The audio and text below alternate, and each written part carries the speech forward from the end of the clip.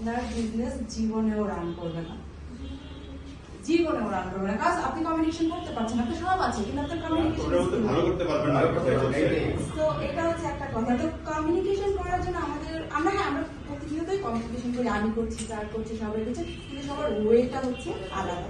আমি যখন কমিউনিকেশন করছি আমি সবাইকে দেখছি, কিন্তু যে আমার সাথে কমিউনিকেশন করছে সে হয়তো বা নিচে মোবাইল রেখে মোবাইল টিপতেছে, কান দিয়ে শুনতেছে, তার 5 যে বডি অর্গান সে কিন্তু কাজ করতেছে না। আমার কোনো কথা সে স্কিপ করে যাচ্ছে, শুনছে না, আমাকে দেখছে না, প্লেসমেন্ট কোনো না কোনো ব্যালেন্স তার রয়েই গেছে।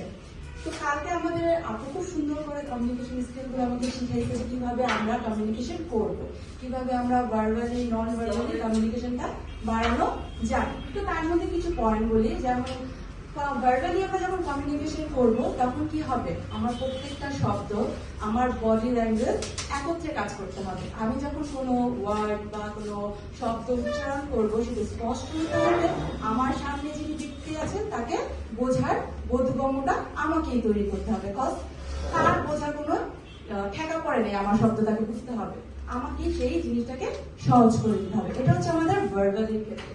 স্পোকেনের ক্ষেত্রেও সেম, ভার্বালি যখন আমরা কথা বলবো ওইটাই আমাদের স্পোকেন অফ ওয়ে। তো স্পোকেন ওয়েতে আমরা এমন কোনো শব্দ বা এমন কোনো ল্যাঙ্গুয়েজ ইউজ করবো না যেটা আমার সামনের পার্সনকে ইনফ্লুয়েন্স করবে যে সে আমার থেকে ডিস্ট্রাক্ট হয়ে যায়, সে আমাকে শুনবে না। এই ধরনের কোনো প্রকার শব্দ আমরা কখনোই ইউজ করবো না। দেন হচ্ছে আই কন্টাক্ট। এই যে আমি যখন কথা বলছি আমি আমার ইচ অ্যান্ড এভরি পার্সনের সাথে ঘুরে ঘুরে কথা বলছি, কিন্তু অনেকে যখন আমরা কথা বলি হ্যাঁ হ্যাঁ না, এটা কখনোই না, কখনোই না। এরপর আমাদের হচ্ছে স্পেস কমিউনিকেশন। স্পেস কমিউনিকেশন আমি আমার মেম্বারদের কাছ থেকে যথেষ্ট পরিমাণ জায়গা রেখে তাদের বোধগম্য, তাদের স্বাচ্ছন্দ্য বোধটা রেখে আমি কথা বলছি। এখন আমি যদি তার গায়ের সাথে এইভাবে কথা বলি সে ডেফিনেটলি আমার কাছ থেকে সরে যাবে, ডেফিনেটলি সরে যাবে। তো যখনই যার সাথে আমরা কথা বলবো আমাদের এই স্পেসটা রাখতে হবে। দ্বিতীয়ত হচ্ছে সাইলেন্স।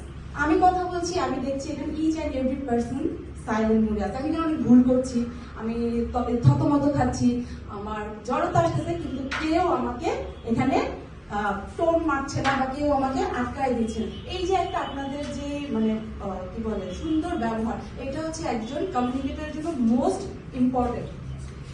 এরপর আমরা হচ্ছে টাচ অ্যান্ড হ্যান্ডশেক। হ্যাঁ, এখানে আমাদের বয়োজ্যেষ্ঠ আছে, হয়তো চাইলে তাকে আমরা হ্যান্ডশেক করতে পারবো না, কিন্তু যার পা ছুঁয়ে সালাম করতে পারবো তাকে ডেফিনেটলি বেন্ড হয়ে আমরা সালাম করবো, বা মুখে সালাম করতে চাইলে সালাম করবো, বা হাতে সালাম করতে চাইলে। না না না না না